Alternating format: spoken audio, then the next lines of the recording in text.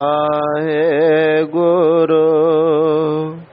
ਸਾਹਿਬ JIO. ਇਕ ਓੰਕਾਰ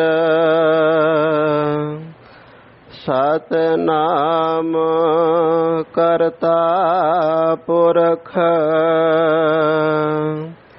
ਨਿਰਭਉ ਨਿਰਵੈਰ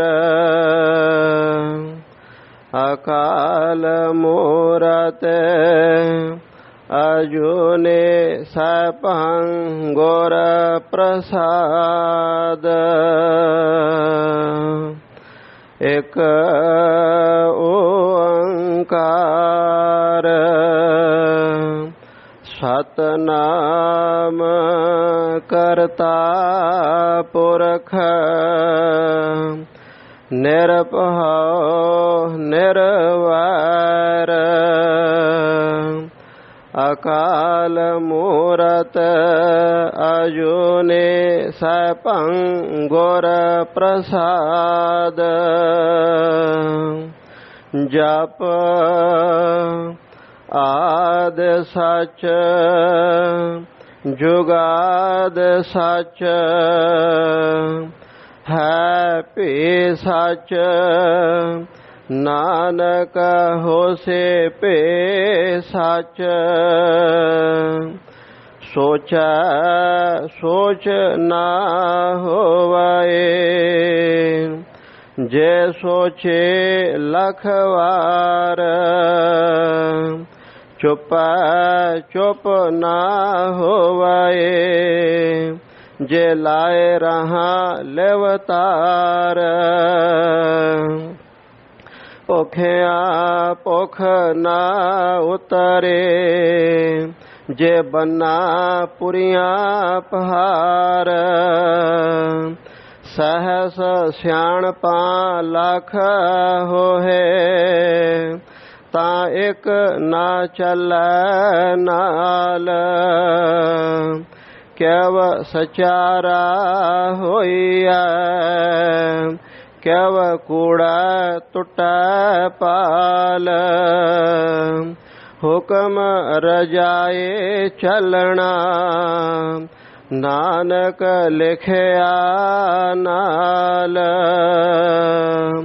ਕਿਵ ਸਚਾਰਾ ਹੋਈਐ ਕਿਵ ਕੂੜਾ ਟੁੱਟੈ ਪਾਲ। ਹੁਕਮ ਰਜਾਏ ਚੱਲਣਾ ਨਾਨਕ ਲਿਖਿਆ ਨਾਲ। ਵਾਹਿਗੁਰੂ ਜੀ ਕਾ ਖਾਲਸਾ ਵਾਹਿਗੁਰੂ ਜੀ ਕੀ ਫਤਿਹ। ਇਕ ਓੰਕਾਰ ਸਤਿਨਾਮ ਕਰਤਾ ਪੁਰਖ ਨਿਰਭਉ ਨਿਰਵੈਰ ਅਕਾਲ ਮੂਰਤ ਅਜੂਨੀ ਸੈਭੰ ਗੁਰ ਪ੍ਰਸਾਦ। ਜਪ ਆਦਿ ਸਚ ਜੁਗਾਦ ਸਚ ਹੈ ਭੀ ਸਚ ਨਾਨਕ ਹੋਸੀ ਭੀ ਸਚ। ਸਾਰੇ ਹਾਜ਼ਰੀ ਲਵਾਓ ਬਈ। ਇੱਕ ਓੰਕਾਰ ਸਤਿਨਾਮ ਕਰਤਾ ਪੁਰਖ ਨਿਰਭਉ ਨਿਰਵੈਰ ਅਕਾਲ ਮੂਰਤ ਅਜੂਨੀ ਸੈਭੰ ਗੁਰ ਪ੍ਰਸਾਦ। ਜਪ ਆਦਿ ਸਚ ਜੁਗਾਦ ਸਚ ਹੈ ਭੀ ਸਚ ਨਾਨਕ ਹੋਸੀ ਭੀ ਸਚ। ਇੱਕ ਓੰਕਾਰ ਸਤਿਨਾਮ ਕਰਤਾ ਪੁਰਖ ਨਿਰਭਉ ਨਿਰਵੈਰ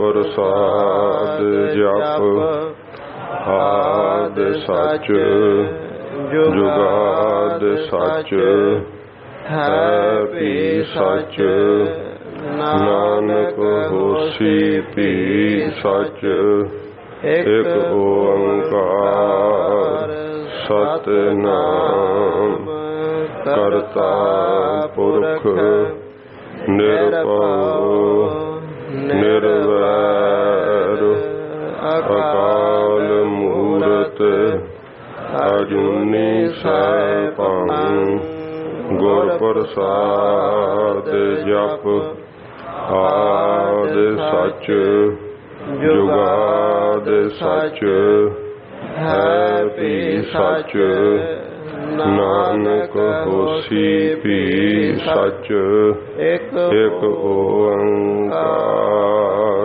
सतनाम करता पुरख निर्भव निर्वैर अकाल मूरत अजूनी सैभं गुर प्रसाद जप आद सच जुगाद सच है भी सच नानक होसी भी सच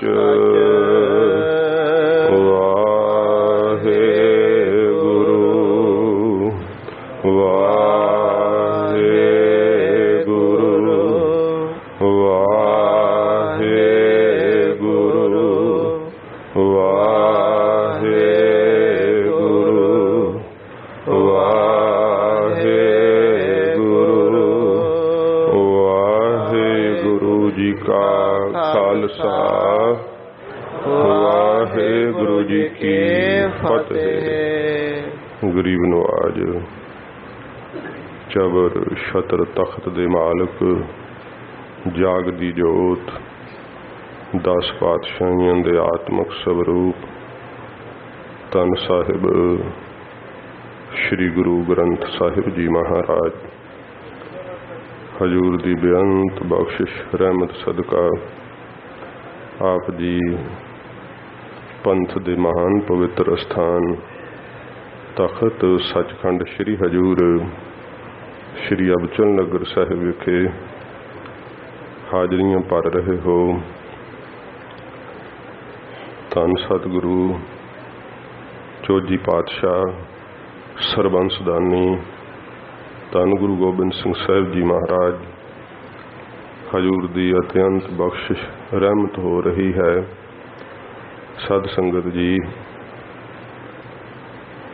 तुरकी बाणी दी अमृत पवित्र कथा सतगुरां जी दे चरनां विच अरदास करके सिंह साहिबान जी ने सतगुरां जी तो आग्या लै करके सच्चे पातशाह जी दी पवित्र अमृत कथा की प्रारंभता की है। हजूर ने आग्या बख्शिश की है कि सेवक सिख पूजन सब आवै सब गावै हर हर उत्तम बानी गावया सुनिया तिनका हर थाएं पावै जिन सतगुर की आग्या सत सत कर मानी। ये सच्चे पातशाह जी ने वेखो कथा की आरंभता विच किड्डी बख्शिश की है हजूर ने। तो साध संगत जी कथा का भोग ते कथा की आरंभता बड़ी ये विशेषताई हुंदी है, बड़े विशेष समागम हुंदे है। कल कथा के भोग का बहुत उत्साह संगतां दे अंदर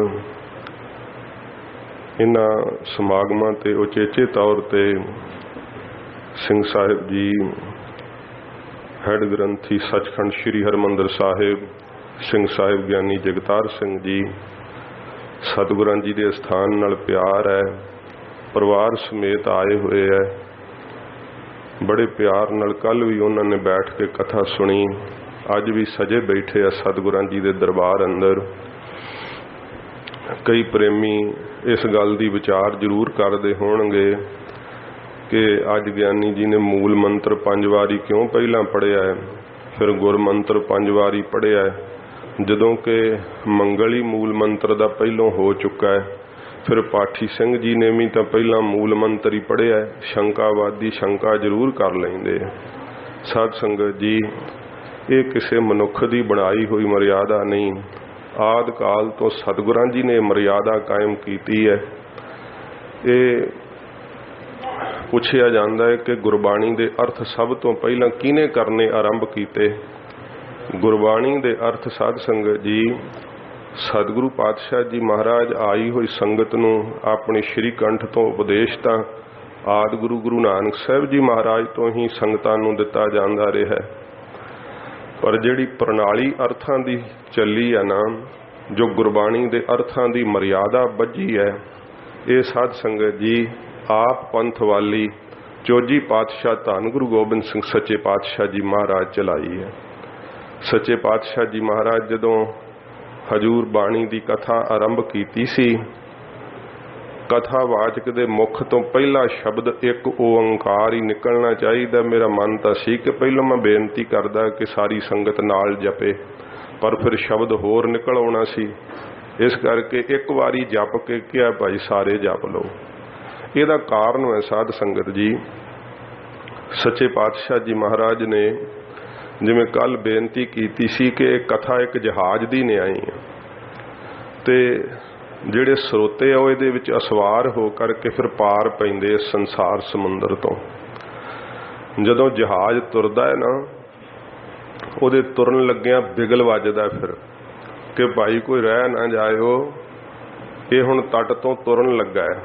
ਆਰੰਭਤਾ ਵੀ ਬਹੁਤ ਹਾਜ਼ਰੀ ਭਰਨੀ ਬੜੀ ਜ਼ਰੂਰੀ ਹੈ। ਜਿੱਥੇ ਭੋਗ ਤੇ ਹਾਜ਼ਰੀਆਂ ਭਰੀਆਂ, ਆਰੰਭਤਾ ਤੇ ਵੀ ਹਾਜ਼ਰੀ ਭਰਨੀ ਬੜੀ ਜ਼ਰੂਰੀ ਹੁੰਦੀ। ਉਹ ਜਦੋਂ ਬਿਗਲ ਵੱਜਦਾ ਹੈ, ਜਦੋਂ अर्थ आरंभ होने हैं, अर्थां दे आरंभता जिहड़ा 5 वारी मूल मंत्र ते गुर मंत्र पढ़िया जाता है, ये साध संगत जी उस बिगल दी आवाज़ दी तरह है, जिहड़ी सारी संगत एक रस मिल करके फिर 5 वारी मूल मंत्र ते 5 वारी गुर मंत्र जपिया जाता है। ये सच्चे पातशाह जी महाराज आप प्रणाली हजूर गुरु गोबिंद सिंह सच्चे पातशाह जी महाराज ने चलाई है। ते सच्चे पातशाह जी ने ये सारे अर्थ साध संगत जी अपने श्री कंठ तो महाराज जी ने अपने खालसे नूं गरीब नवाज ने सुनाए। आप जी ने पहला सरवण किया है। ये कथा दे अर्थ जिहड़े है ना, सतगुरां जी दी धुर की बाणी दे, ये सब तो पहला गुरु गोबिंद सिंह साहब जी महाराज ने कीते। आप सतगुरु जी ने अपनी रसना तो हजूर ने कथा की है। ते सिंह साहब भाई मनी सिंह साहब जी जो सचखंड श्री हरमंदर साहब जी के हैड ग्रंथी सतगुरां जी ने उन्होंने थापिया सीगा, वो साध संगत जी पाठ उन्होंने कीता है। सतगुरां दी बाणी दे लिखण दी भी उन्होंने महान सेवा प्राप्त हुई। गरीब नवाज सच्चे पातशाह जी महाराज ने जदों ये सारा कारज हजूर ने संपूर्ण कीता सी, भावें कि बड़ा लम्मा समा वेखो पंथ बड़ियां मुसीबतां विच रहा, ते समय समय मुताबक होर बहुत सारे टीके गुरबाणी दे छपे सीगे, पर संप्रदायी टीके ये साध संगत जी पिछले कोई 40-50 सालों तो मैं कहाँ तो फिर ही प्रचलित होने लगे है। नहीं तो संप्रदायी टीके पहला ना सी हुंदे। ये जो कथा दे अर्थ हैं, इन्हां नूं अगे भारी वड्डी गिणती विच प्रचारण की सेवा श्रीमान संत बाबा सुंदर सिंह जी खालसा बिडरां वाले महापुरखों के हिस्से आई। फिर इस सेवा नूं साध संगत जी पंथ रतन विद्या मारतंड श्रीमान संत ज्ञानी गुरबचन सिंह जी खालसा पिंडरां वालियां ने बहुत ज़्यादा सारे भारत वर्ष के अंदर विचर के थावां थावां ते गुरबाणी की कथा का मींह पाया। ये प्रणाली गुरु गोबिंद सिंह साहब जी महाराज चलाई। भावें के संप्रदायी अर्थां का कोई पहला टीका नहीं सी मिलता, पर साध संगत जी संप्रदायी जिहड़े अर्थ है ना, वो सीने बसीने चले आ रहे सीगे। ते जदों सीने बसीने कोई विद्या आउंदी है ना, उहदी अंश जिहड़ी है साध संगत जी वो मरदी नहीं हुंदी। हाँ, जदों मेरा राजनीति मजबून नहीं, पर जदों इहो जिहा किते अराजकता फैल जाती है, हकूमतां धर्मां नूं दबाउणा चाहुंदियां ने, उदों कुछ समय वास्ते ये चीज़ां छुप जांदियां जरूर, पर अलोप नहीं हुंदी सदा वास्ते, ये मरदियां नहीं हन। ते वो चीज़ मर भी किवें सकदी है जिन्हों अकाल पुरख दे स्वरूप गुरु गोबिंद सिंह साहब जी महाराज ने आप पैदा किया होवे। तो साध संगत जी, ये सीने बसीने सतगुरां जी की बख्शिश दे नाल जदों महाराज सच्चे पातशाह जी ने फिर आग्ञा की सी, जदों बदे मुक्ति की दात नूं सब ने प्राप्त किया, हजूर ने आख्या भाई दीप सिंह जी, क्योंकि हजूर ने आख्या सतगुरां जी ने जो उन्होंने माण बख्शिया, कौम ने उन्होंने बाबा शब्द नाल नवाजिया, क्योंकि उन्हां जही कमाई, उन्हां वर्गा तेज तप सतगुरां दियां जिहो जियां उन्होंने खुशियां प्राप्त कीतियां, ये उन्हां दे हिस्से आईयां। महाराज जी ने कहा सी कि तुहाडे शरीर तो असी सेवा अजे होर लैनी है, इस करके भाई मनी सिंह साहब जी नूं आग्ञा की कि तुहाडे भी शरीर तो असी अजे होर सेवा लैनी है। महाराज जी आप जी ने साडे तो होर की सेवा लैनी, एडियां वड्डियां बख्शिशां कीतियां, बदे मुक्ति दी दात बख्शी है। हजूर कहंदे रस तां यही रहेगा, आनंद च नहीं फर्क पवेगा, आनंद यही रहेगा सदा, पर धर्म की रखिया इस धरती ते करनी है जिस प्रयोजन वास्ते असी खालसा पंथ सिरजिया है। महाराज जी ने आख्या की कि ऐसा वक्त आवेगा दीप सिंह जी जदों धर्म की रखिया करदियां होया, क्योंकि वेखो हजूर जानते सी कि बाबा दीप सिंह साहब जी ने श्री गुरु ग्रंथ साहब के स्वरूप अपने हथीं लिखने हैं, एडी वड्डी साधना करनी है। तो महाराज जी ने वर दिता सी, फिर धर्म की रखिया वास्ते कदे वक्त आया तो सीस तली ते धर के युद्ध करना पवेगा, फिर साडे लोक विच आओगे, ये सेवा अजे तुसां करनी है।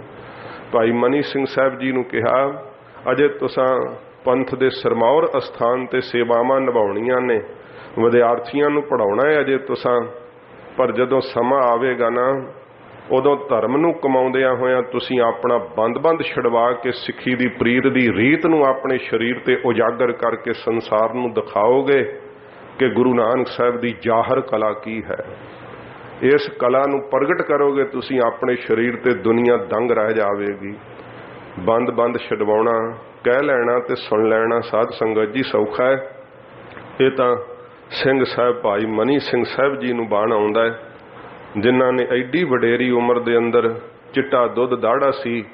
जदों आप जी चौंकड़ा ला के हस के जलाद नूं कहंदे सी तू टप पहले छड्ड करके गुट ते क्यों मारिया टप, उस जलाद ने भी कहा सी या खुदाया मैं इस दरवेश नूं नहीं मार सकदा। साध संगत जी जलाद भी चेहरे दा नूर वेख करके कहंदा सी मैनू आप नूं भावें तू मार दे जकरिया खान, पर मैं नहीं इस दरवेश नूं मार सकदा। फिर दो भरा सके सी जिन्हां नूं मौत दी सज़ा सुनाई हुई सी, उन्हां दी मौत दी सज़ा माफ करके दिती गई इस इवज वजों कि तुसीं भाई मनी सिंह साहब दा बंद छडाउणा। इस तरह साध संगत जी ये अर्थां दी प्रणाली जिन्ना चिर बाबा दीप सिंह साहब जी दा शरीर रहा, जिन्ना चिर सिंह साहब भाई मनी सिंह साहब दा शरीर रहा, उन्होंने बेअंत बीज अगे बीजे है। ये परमाणु शक्ति जिमें आप सुनते हो अजकल के समय अंदर, ये सतगुरां दी परमाणु शक्ति है। एक तो एक अगे विद्या पढ़ते चले गए। सतगुरां जी का ज्ञान बहुत भारी गिणती विच बाबा दीप सिंह साहब जी ने वंडिया, तो फिर साध संगत जी इन्नी आप निर्माणता रखी, इन्नी हलीमी उन्होंने आपदे जीवन च रखी। ये अर्थां दी प्रणाली फिर साध संगत जी अगे पंथ दे अंदर चली। सतगुरां जी दे महान अस्थानां दे उपर ये निजम दे नाल धुर की बाणी दी कथा हुंदी है। गरीब नवाज सच्चे पातशाह जी महाराज दी अमृत पवित्र गुरबाणी श्री जपजी साहब दी कथा साध संगत जी आरंभ हो रही है। धन गुरु नानक देव सच्चे पातशाह जी महाराज कुल कायनात दे भले वास्ते अकाल पुरख वाहिगुरु ने अपना सरगुण स्वरूप धारण किया। गरीब नवाज सच्चे पातशाह जी महाराज आप निरंकार रूप होकर के इस धरती दे उत्ते अवतरे है। साध संगत जी कुछ प्रश्न हुंदे है जिन्हां दी बाबत जगियासुआं नूं भी मन विच हुंदा है ख्याल, ते शंकावादियां दे तां हुंदे ही है।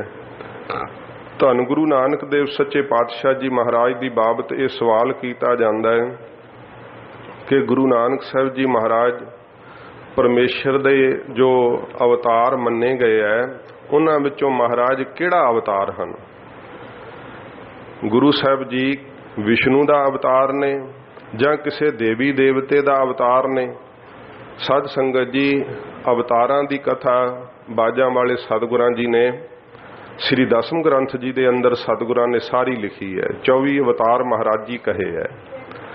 ਗਰੀਬ ਨਵਾਜ਼ ਸੱਚੇ ਪਾਤਸ਼ਾਹ ਜੀ ਮਹਾਰਾਜ ਨੇ ਜੋ ਅਵਤਾਰ ਦੱਸੇ ਹਨ ਸਾਧ ਸੰਗਤ ਜੀ, ਉਹਨਾਂ ਵਿੱਚੋਂ ਅਵਤਾਰ 6 ਪ੍ਰਕਾਰ ਦੇ ਹੁੰਦੇ ਹੈ।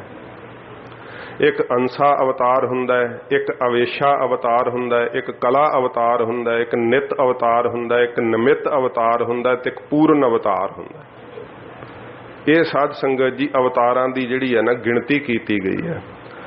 ਅੰਸਾ ਅਵਤਾਰ ਉਹਨੂੰ ਕਹਿੰਦੇ ਆ ਜਿਹੜੇ ਸਾਧ ਸੰਗਤ ਜੀ ਪਰਮੇਸ਼ਰ ਦੀ ਅੰਸ਼ ਜਿਨ੍ਹਾਂ ਵਿੱਚ ਹੋਵੇ। ਜਿਵੇਂ ਮਨੂ ਰਾਜਾ ਸੀ, ਪਿਰਥੂ ਰਾਜਾ ਹੋਇਆ। ਅੰਸਾ ਅਵਤਾਰ ਉਪਾਇਓਨ ਭਾਉ ਦੂਜਾ ਕੀਆ। ਇਹਨਾਂ ਵਿੱਚ ਪਰਮੇਸ਼ਰ ਦੀ ਅੰਸ਼ ਸੀ। ਇਹਨਾਂ ਧਰਮ ਦਾ ਰਾਜ ਕਾਇਮ ਕੀਤਾ ਰਾਜੇ ਨੇ, ਪਿਰਥੂ ਰਾਜੇ ਨੇ, ਮਨੂ ਰਾਜੇ ਨੇ। ਇਹ ਅੰਸਾ ਅਵਤਾਰ ਹੋਏ। ਫਿਰ ਸਾਧ ਸੰਗਤ ਜੀ ਦੂਸਰੇ ਨੰਬਰ ਤੇ ਆ ਅਵੇਸ਼ਾ ਅਵਤਾਰ। ਅਵੇਸ਼ਾ ਅਵਤਾਰ ਉਹਨੂੰ ਕਹਿੰਦੇ ਆ ਕਿ ਪਹਿਲੋਂ ਅਵਤਾਰ ਵਾਲੀ ਸ਼ਕਤੀ ਨਾ ਹੋਵੇ, ਬਾਅਦ ਵਿੱਚ ਤਪ ਕਰਕੇ ਬੰਦਗੀ ਦੇ ਜ਼ੋਰ ਨਾਲ ਅਵਤਾਰ ਦੀ ਸ਼ਕਤੀ ਸਰੀਰ ਦੇ ਅੰਦਰ ਪ੍ਰਵੇਸ਼ ਹੋ ਜਾਵੇ, ਉਸ ਨੂੰ ਅਵੇਸ਼ਾ ਅਵਤਾਰ ਕਹਿੰਦੇ ਆ। ਤੇ ਪਰਸ਼ੁਰਾਮ ਜੀ ਨੂੰ ਵਿਸ਼ਨੂੰ ਜੀ ਦਾ ਅਵੇਸ਼ਾ ਅਵਤਾਰ ਮੰਨਿਆ ਜਾਂਦਾ ਹੈ, ਕਿਉਂਕਿ ਇਹਨਾਂ ਨੇ ਤਪ ਕਰ ਕਰਕੇ ਇਹਨਾਂ ਘੋਰ ਤਪੱਸਿਆ ਕੀਤੀ ਕਿ ਇਹਨਾਂ ਦੇ ਅੰਦਰ ਫਿਰ ਵਿਸ਼ਨੂੰ ਜੀ ਦੇ ਅਵਤਾਰ ਦੀ ਸ਼ਕਤੀ ਪ੍ਰਵੇਸ਼ ਹੋਈ। ਇਸ ਨੂੰ ਅਵੇਸ਼ਾ ਅਵਤਾਰ ਕਹਿੰਦੇ ਆ। ਤੀਸਰੇ ਨੰਬਰ ਤੇ ਸਾਧ ਸੰਗਤ ਜੀ ਕਲਾ ਅਵਤਾਰ ਹੈ। ਕਲਾ ਅਵਤਾਰ ਹੈ ਜਿਹੜੀਆਂ ਕੁਝ ਸ਼ਕਤੀਆਂ ਲੈ ਕਰਕੇ ਸੰਸਾਰ ਦੇ ਅੰਦਰ ਪ੍ਰਗਟ ਹੋਵੇ। ਜਿਵੇਂ ਕੱਛ ਅਵਤਾਰ ਸੀ ਤੇ ਮੱਛ ਅਵਤਾਰ ਹੋਏ। ਕੱਛ ਅਵਤਾਰ ਉਦੋਂ ਧਾਰਨ ਕੀਤਾ ਜਦੋਂ ਸਮੁੰਦਰ ਮੰਥਨ ਕਰਨ ਲੱਗੇ ਸੀ ਦੈਂਤ ਤੇ ਦੇਵਤੇ। ਇਹ ਹਜੂਰ ਨੇ ਸਾਰੀ ਕਥਾ ਲਿਖੀ ਹੈ, ਮੈਂ ਕੇਵਲ ਟੂਕ ਮਾਤਰ ਕਹਾਂਗਾ। ਉਸ ਵਕਤ ਉਹ ਸਿਰਾ ਬੰਧਿਆਚਲ ਪਰਬਤ ਜਾਂ ਮੰਦਰਾਚਲ ਪਰਬਤ, ਕਿਉਂਕਿ 2 ਵਾਰੀ ਗ੍ਰੰਥਾਂ ਵਿੱਚ ਸਮੁੰਦਰ ਮੰਥਨ ਦਾ ਜ਼ਿਕਰ ਆਉਂਦਾ ਹੈ ਤੇ ਉਹ ਕਥਾ ਲੰਬੀ ਹੈ ਸਾਰੀ। ਤੇ ਸਾਧ ਸੰਗਤ ਜੀ ਉਸ ਸਮੇਂ ਉਹ ਪਰਬਤ ਟਿਕਦਾ ਨਾ ਸੀ।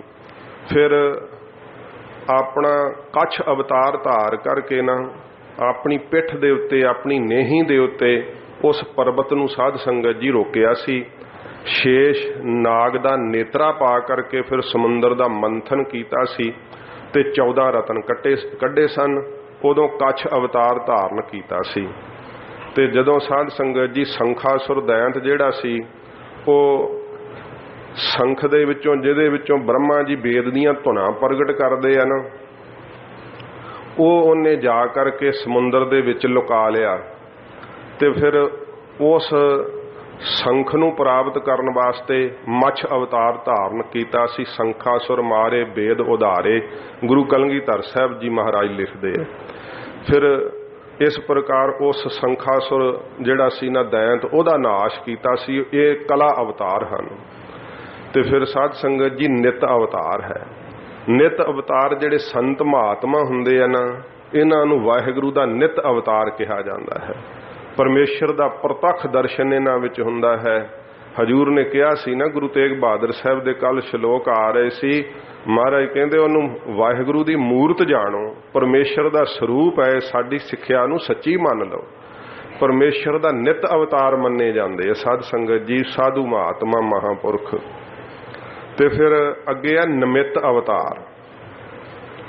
ਨਿਮਿਤ ਸਾਧ ਸੰਗਤ ਜੀ ਕਿਸੇ ਕਾਰਜ ਦੇ ਨਿਮਿਤ, ਕਿਸੇ ਕਾਰਜ ਦੇ ਵਾਸਤੇ ਉਹ ਕੋਈ ਹੋਰ ਵਿਸ਼ੇਸ਼ ਕਿਰਿਆ ਨਾ ਕੀਤੀ ਹੋਵੇ, ਉਹ ਹੈ ਸਾਧ ਸੰਗਤ ਜੀ ਨਰਸਿੰਘ ਅਵਤਾਰ। ਜਦੋਂ ਭਗਤ ਪ੍ਰਹਲਾਦ ਜੀ ਨੇ ਆਪ ਦੀ ਰੱਖਿਆ ਵਾਸਤੇ ਗੁਹਾਰ ਲਾਈ ਕਿ ਮਹਾਰਾਜ ਆਪ ਤੋਂ ਬਿਨਾਂ ਮੇਰਾ ਕੌਣ ਰੱਖੇਗਾ, ਫਿਰ ਥੰਮ ਉਪਾੜ ਹਰ ਕੀਆ ਵਿਸਥਾਰ। ਥੰਮ ਨੂੰ ਪਾੜ ਕੇ ਨਿਰੰਕਾਰ ਉਹ ਮੁਲਤਾਨ ਵਿੱਚ ਮੰਦਰ ਵੈ, ਜਿੱਥੋਂ ਵਾਹਿਗੁਰੂ ਜੀ ਨਰਸਿੰਘ ਰੂਪ ਹੋ ਕਰਕੇ ਫਿਰ ਪ੍ਰਗਟ ਹੋਏ ਸੀ। ਇਹ ਸਾਧ ਸੰਗਤ ਜੀ ਨਿਮਿਤ ਅਵਤਾਰ ਹੈ। ਤੇ ਪੂਰਨ ਅਵਤਾਰ ਹਨ ਅੱਗੇ। पूर्ण अवतार विष्णु जी दे 24 अवतारां विचों साध संगत जी श्री कृष्ण जी नूं ते श्री रामचंद्र जी नूं पूर्ण अवतार मन्निया जाता है। श्री रामचंद्र जी 14 कला संपूर्ण होए है, श्री कृष्ण जी 16 कला संपूर्ण होए है। कि इन्हां विचों गुरु साहिब जी पूर्ण अवतार हन जां नित अवतार ने जां निमित अवतार ने जां कला अवतार दी कोई शक्ति है जां अंसा अवतार दी कोई शक्ति है जां अवेशा अवतार ने? नहीं, इन्हां सारे अवतारां विचों गुरु नानक साहिब जी महाराज दी कोई ये अवतार वाली शक्ति नहीं। अच्छा, भाव कहण तो कि इन्हां सारियां शक्तियां तो वध करके भाव ये शक्तियां अधूरियां ने। ये शक्तियां ते हजूर दे विच हां नहीं, क्योंकि आप महाराज परमेश्वर रूप ने। परमेश्वर तो ही लैकर के सब ने शक्तियां प्राप्त कीतियां ना। तो वो सतगुरां जी दी बाबत दसदे है कि सतगुरु सच्चे पातशाह जी महाराज जोत रूप हरे आप गुरु नानक कहायो, ताते अंगद भयो तत स्यों तत मिलायो। फिर कहते हैं अच्छा, गुरु नानक साहब जी महाराज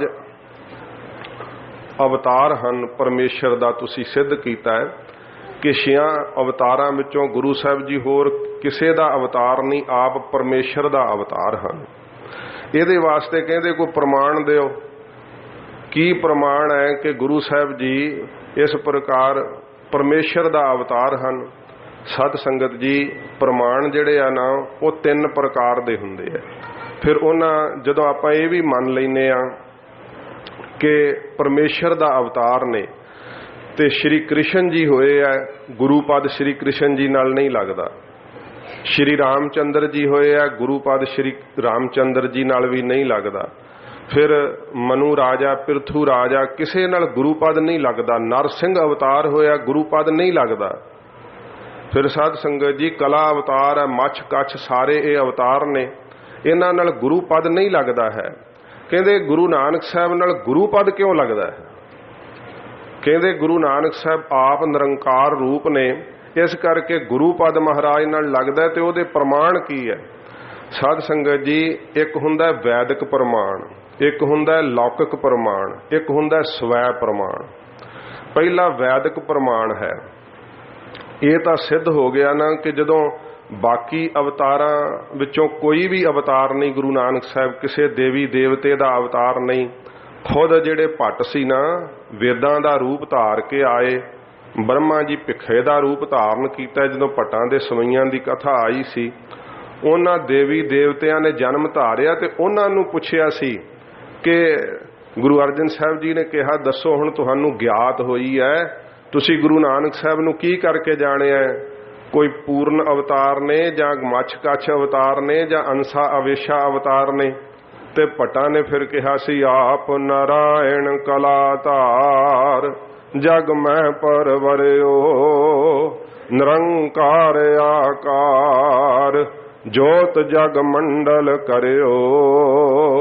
ये साध संगत जी सतगुरां जी दी बाबत जिसने पहचानिया, फिर भट्टां ने गुरु अर्जन साहब जी वाल वेख के यही कहा सी धरन गगन नव खंड में जोत सब रूपी रहयो पर भन मथुरा कछ भेद नहीं गुर अर्जन परतख हर।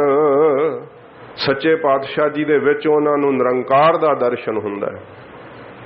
फिर कहंदे है कि तुसी ये प्रमाण नाल दसो, सिद्ध करो कि वेखो किसी अवतार नाल भावें कि सिखां दी रीसे हुण गुरु पद होर भी लाउण लग पए है, पहलों किसी नाल गुरु पद नहीं सी साध संगत जी लगदा। किसी ग्रंथ विच गवाही कढ के दिखाओ कि किसी अवतार नाल गुरु पद लगदा होवे। गुरु पद लगा ते केवल जगत दे मालक गुरुआं दे गुरु गुरु नानक साहब जी महाराज नाल गुरु पद लगदा है। ते ये जदों सिद्ध हो गया कि गुरु नानक साहब आप परमेश्वर दा अवतार ने, आप वाहिगुरु है। भाई गुरदास साहब ने कहा अनंत कला होए ठाकुर चढ़िया, अनेकां शक्तियां दा मालक आप वाहिगुरु धरती ते अवतरे है। साध संगत जी वैदिक प्रमाण है सुरतियां दा, गुरु आओ ब्रह्मा गुरु आओ विष्णु गुरु आओ देव महेश्वरा गुरु आओ साक्षात पार ब्रह्म परमेश्वर तस्मई श्री गुरुदेव नमः। ये साध संगत जी वैदिक प्रमाण है कि गुरु पार ब्रह्म, साक्षात पार ब्रह्म परमेश्वर। वेद कह रहे हैं ना, गुरु कौन है? प्रत्यक्ष साक्षात जो पार ब्रह्म परमेश्वर वो गुरु है। ते फिर इस प्रकार साडे वास्ते शिव जी, विष्णु, ब्रह्मा गुरु साहब ही हैं। ते जदों पार ब्रह्म स्वरूप गुरु साहब ने, ते वेदां ने पार ब्रह्म नूं की कहा? गुरु हो साक्षात पार ब्रह्म परमेश्वर, के पार ब्रह्म परमेश्वर प्रत्यक्ष गुरु साहब आप हन। इस करके वैदिक प्रमाण है कि गुरु नानक साहब जी दे नाल गुरु पद लगता है, क्योंकि आप निरंकार ने। फिर साध संगत जी लौकिक प्रमाण जदों कोई प्रमाण देवे, वो लौकिक प्रमाण है भाई गुरदास साहब जी, जो कहते ने कि सतगुर नानक प्रगटिया, मिटी धुंध जग चानण होआ। भाई गुरदास साहब जी का प्रमाण है कि अनंत कला होए ठाकुर चढ़िया, आप निरंकार अनेकां शक्तियां दा मालक, आप इस धरती ते जियां दे भले वास्ते आया है। स्वै प्रमाण है सतगुरु गुरु अर्जन देव सच्चे पातशाह जी महाराज जी का, सब ते वड्डा सतगुर नानक, जिन काल राखी मेरी। ये स्वै प्रमाण है। सच्चे पातशाह जी महाराज धन गुरु नानक साहब जी दे सुदर्श साध संगत जी कोई कुल कायनात विच नहीं है, क्योंकि आप गुरु नानक देव सच्चे पातशाह जी निरंकार रूप हन, गरीब नवाज। तो साध संगत जी जपजी साहब दी उथानका विद्वाना ने, संप्रदावां ने 3 उथानकावां कहीआं हन। जपजी साहब दे 3 हिस्से ने।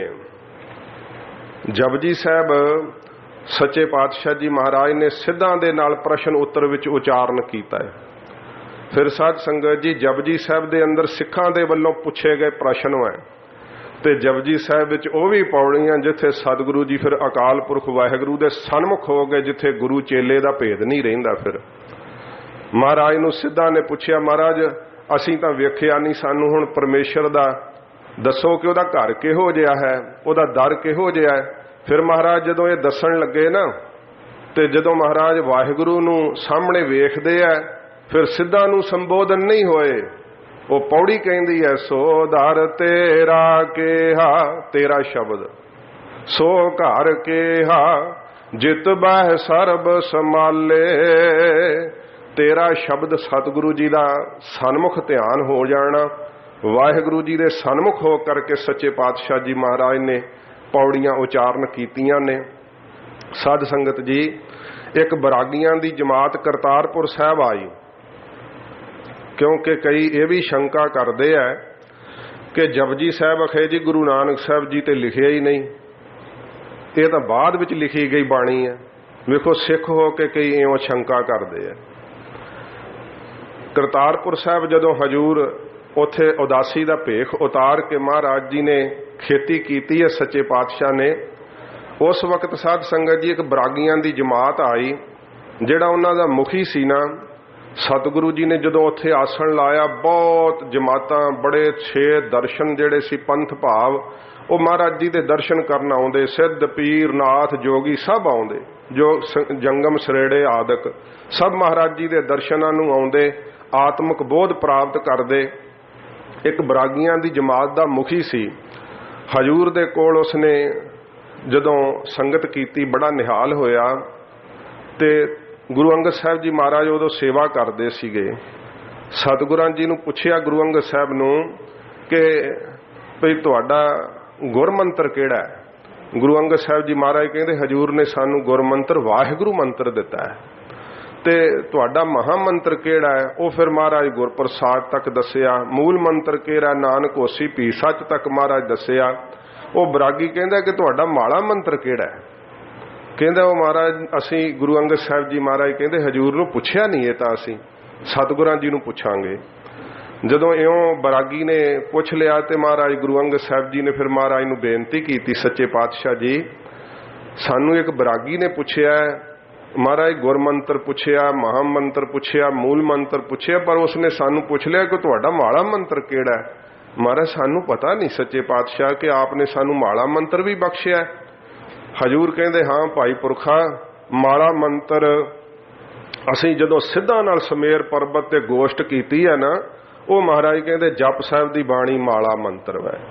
ਤੇ ਸਤਿਗੁਰੂ ਜੀ ਨੇ ਤਿਸ ਸਮੇਂ ਸਾਧ ਸੰਗਤ ਜੀ ਕੁੱਲ ਦੁਨੀਆ ਦਾ ਰਟਨ ਕਰਦਿਆਂ ਹੋਇਆਂ ਬਾਬੇ ਤਾਰੇ ਚਾਰ ਚੱਕ 9 ਖੰਡ ਪ੍ਰਿਥਵੀ ਸੱਚਾ ਢੋਆ, ਸਤਿਗੁਰਾਂ ਜੀ ਨੇ ਜਿੱਥੇ ਜਿੱਥੇ ਜਾ ਕਰਕੇ ਕੁੱਲ ਦੁਨੀਆ ਦਾ ਭਲਾ ਕੀਤਾ ਸੀ ਨਾ, ਉਹ ਸਾਰੀ ਬਾਣੀ ਨੂੰ ਆਪਣੇ ਸ਼੍ਰੀ ਕੰਠ ਤੋਂ ਫਿਰ ਉਚਾਰਿਆ ਮਹਾਰਾਜ ਨੇ। ਕਿਉਂਕਿ ਸਤਿਗੁਰੂ ਜੀ ਨੂੰ ਅਲਪੱਗ ਨਾ ਜਾਣੋ।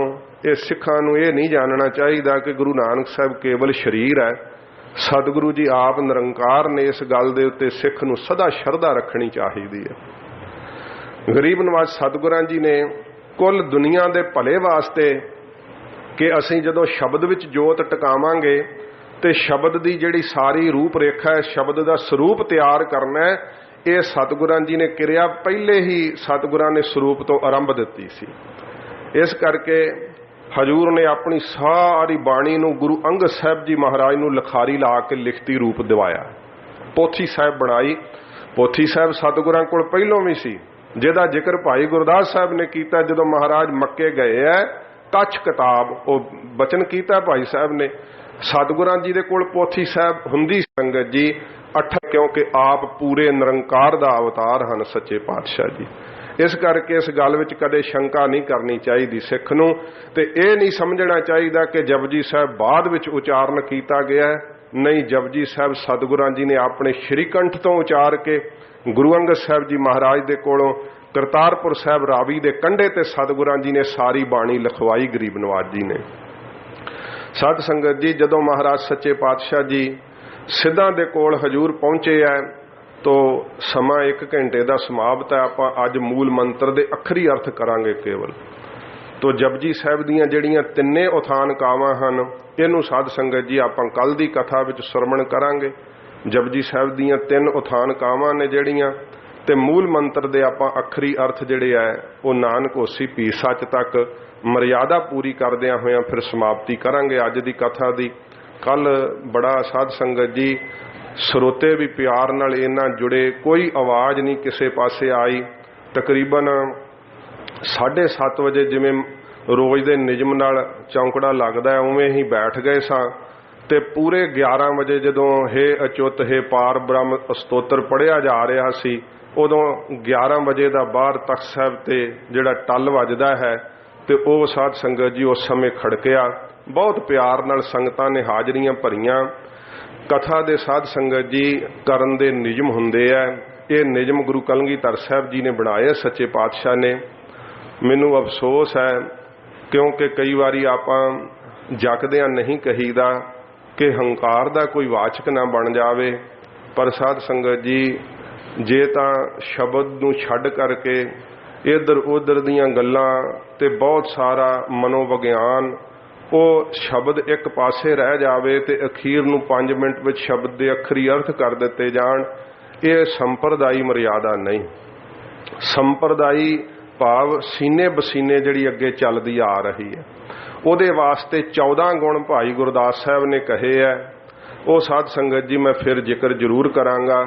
ਸਰੋਤੇ ਵਿੱਚ ਵੀ 14 ਗੁਣ ਹੋਣੇ ਚਾਹੀਦੇ ਆ ਤੇ ਬਖਤੇ ਵਿੱਚ ਵੀ 14 ਗੁਣ ਹੋਣੇ ਚਾਹੀਦੇ ਆ। ਅੱਜ ਸਾਧ ਸੰਗਤ ਜੀ ਸ਼੍ਰੀਮਾਨ ਸੰਤ ਬਾਬਾ ਸ਼ੀਸ਼ਾ ਸਿੰਘ ਜੀ ਦੇ ਬਰਸੀ ਦੇ ਨਿਮਿਤ ਤਖਤ ਸਾਹਿਬ ਜੀ ਦੇ ਉੱਪਰ ਰੱਖੇ ਹੋਏ ਸ਼੍ਰੀ ਅਖੰਡ ਪਾਠ ਸਾਹਿਬਾਂ ਜੀ ਦੇ ਭੋਗ ਪੈਣੇ ਆ।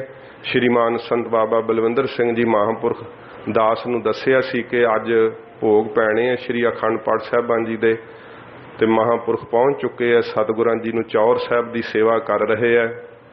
ਕਥਾ ਤੋਂ ਉਪਰੰਤ ਸਮੇਂ ਸਿਰ ਹੀ ਕਥਾ ਦੇ ਭੋਗ ਪੈਣਗੇ, ਸੋ ਸਮਾਪਤੀ ਹੋਵੇਗੀ ਤੇ ਸਤਿਗੁਰਾਂ ਜੀ ਦੇ ਧੁਰ ਕੀ ਬਾਣੀ ਦੇ ਭੋਗ ਪੈਣਗੇ। ਗਰੀਬ ਨਵਾਜ਼ ਸੱਚੇ ਪਾਤਸ਼ਾਹ ਧੰਨ ਗੁਰੂ ਨਾਨਕ ਸਾਹਿਬ ਜੀ, ਇਹ ਹਜੂਰ ਨੇ ਮਾਲਾ ਮੰਤਰ ਸਤਿਗੁਰਾਂ ਜੀ ਨੇ ਆਪਣੇ ਸਿੱਖਾਂ ਨੂੰ ਸਾਧ ਸੰਗਤ ਜੀ ਬਖਸ਼ਿਸ਼ ਕੀਤਾ ਹੈ। ਜਪਜੀ ਸਾਹਿਬ ਦੀ ਬਾਣੀ ਦੇ ਅੰਦਰ ਪੂਰੇ ਗੁਰੂ ਜੀ ਦੀ ਪੂਰੀ ਬਾਣੀ ਹੈ, ਇਹਦੇ ਵਿੱਚ ਪੂਰੀ ਸ਼ਕਤੀ ਹੈ। ਕਦੇ ਸਿੱਖ ਨੂੰ ਸ਼ੰਕਾ ਨਹੀਂ ਕਰਨੀ ਚਾਹੀਦੀ। ਇਹ ਆਦਿ ਗੁਰੂ ਗ੍ਰੰਥ ਸਾਹਿਬ ਜੀ ਮਹਾਰਾਜ ਦੀ ਪ੍ਰਧਾਨ ਬਾਣੀ ਹੈ। ਸਾਧ ਸੰਗਤ ਜੀ, ਇਸ ਬਾਣੀ ਦਾ ਫਲਾਦੇਸ਼ ਇਹ ਹੈ, ਜਿਹੜਾ ਇਸ ਬਾਣੀ ਦਾ ਜਾਪਕ ਹੁੰਦਾ ਹੈ ਉਹਨੂੰ ਸਾਧ ਸੰਗਤ ਜੀ ਇਹ ਬ੍ਰਹਮ ਗਿਆਨ ਕਰਵਾ ਦਿੰਦੀ ਹੈ। ਬ੍ਰਹਮ ਦਾ ਪ੍ਰਸਾਦ ਉਹਨੂੰ ਪ੍ਰਾਪਤ ਹੋ ਜਾਂਦਾ ਹੈ। ਵਾਹਿਗੁਰੂ ਦੀ ਸਾਖਿਆਤ ਧੁਰ ਕੀ ਸਾਰੀ ਬਾਣੀ ਨਾਲ ਵਾਹਿਗੁਰੂ ਦੀ ਸਾਖਿਆਤ ਹੈ, ਪਰ ਵਿਸ਼ੇਸ਼ ਕਰਕੇ ਵਿਸ਼ੇਸ਼ ਬਾਣੀਆਂ ਦੇ ਕੁਝ ਲੱਖਣ ਤੇ ਫਲਾਦੇਸ਼ ਤੇ ਪ੍ਰਸ਼ਾਦ ਹਨ। ਉਹ ਸਾਧ ਸੰਗਤ ਜੀ ਇਸ ਜਪਜੀ ਸਾਹਿਬ ਦੀ ਪਵਿੱਤਰ ਬਾਣੀ ਦਾ ਵੱਡਾ ਮਹਾਫਲਾਦੇਸ਼ ਹੈ ਕਿ ਜਪਜੀ ਸਾਹਿਬ ਦੀ ਬਾਣੀ ਦੇ ਨਾਲ ਬ੍ਰਹਮ ਗਿਆਨ ਦੀ ਵੱਡਮੁੱਲੀ ਦਾਤ ਜਿਹੜੀ ਉਹ ਪ੍ਰਾਪਤ ਹੁੰਦੀ ਹੈ। ਗੁਰੂ ਘਰ ਦੇ ਅੰਦਰ ਆਦਿ ਕਾਲ ਤੋਂ ਜਿਨ੍ਹਾਂ ਗੁਰਸਿੱਖਾਂ ਦੇ ਅਸੀਂ ਜੀਵਨ ਪੜ੍ਹਦੇ ਹਾਂ, ਸਾਡੇ ਪੁਰਖਿਆਂ ਨੇ ਜਿਨ੍ਹਾਂ ਏਡੀਆਂ ਮੱਲਾਂ ਮਾਰੀਆਂ, ਸਾਧ ਸੰਗਤ ਜੀ ਉਹ ਕੇਵਲ ਇੱਕ ਜਪਜੀ ਸਾਹਿਬ ਦਾ ਪਾਠ ਨਹੀਂ ਸੀ ਕਰਦੇ, ਉਹਨਾਂ ਦਾ ਜੀਵਨ ਸੀ ਕਿ ਉਹ 80-80 100-100 ਜਪਜੀ ਸਾਹਿਬ ਦਾ ਪਾਠ ਕਰਦੇ ਹੁੰਦੇ ਸੀ। ਜਪਜੀ ਸਾਹਿਬ ਦਾ ਬਾਣੀ ਦਾ ਜਾਪ ਉਹਨਾਂ ਦੇ ਰੋਮ ਰੋਮ ਵਿੱਚ ਰਚਿਆ ਹੋਇਆ ਸੀ। ਐਸੀ ਅੰਮ੍ਰਿਤ ਇਹ ਪਵਿੱਤਰ ਬਾਣੀ ਹੈ। ਬਾਣੀ ਦੀ ਸ਼ਕਤੀ ਨੂੰ ਉਹ ਅਜਮਾ ਸਕਦਾ ਜਿਹੜਾ ਪ੍ਰੀਤ ਪਾ ਲਵੇ। ਜਦੋਂ ਪ੍ਰੀਤ ਪੈਂਦੀ ਹੈ ਬਾਣੀ ਨਾਲ ਤੇ ਬਾਣੀ ਆਪਣਾ ਸਪਰਸ਼ ਦਿੰਦੀ ਹੈ, ਅਨੁਭਵ ਦਿੰਦੀ ਹੈ ਜਦੋਂ ਆਪਣਾ, ਉਹਨੂੰ ਫਿਰ ਸਾਧ ਸੰਗਤ ਜੀ ਕਿਸੇ ਤੋਂ ਪੁੱਛਣ ਦੀ ਲੋੜ ਨਹੀਂ ਪੈਂਦੀ। ਉਹ ਸਤਿਗੁਰੂ ਪਾਤਸ਼ਾਹ ਜੀ ਮਹਾਰਾਜ ਤੋਂ ਹੀ ਸਾਰਾ ਗਿਆਨ ਪਾ ਕੇ ਨਿਹਾਲ ਹੋ ਜਾਂਦੇ ਹੈ। ਹਜੂਰ ਮੂਲ ਮੰਤਰ ਦੇ ਅੰਦਰ ਜੋ ਬਖਸ਼ਿਸ਼ ਕਰਦੇ ਆ, ਕੇਵਲ ਅੱਖਰੀ ਅਰਥ ਹੀ 5 ਮਿੰਟ ਵਿੱਚ ਹੋਣਗੇ। ਆਪ ਜੀ ਨੇ ਸਰਵਣ ਕਰਨੇ, ਹਜੂਰ ਦੇ ਪਵਿੱਤਰ ਚਰਨਾਂ ਦਾ ਧਿਆਨ ਕਰਦੇ ਹੋਏ ਆਖੋ ਜੀ ਸਤਨਾਮ ਸ਼੍ਰੀ ਵਾਹਿਗੁਰੂ ਸਾਹਿਬ ਜੀ। ਸਤਨਾਮ ਸ਼੍ਰੀ ਵਾਹਿਗੁਰੂ ਸਾਹਿਬ ਜੀ।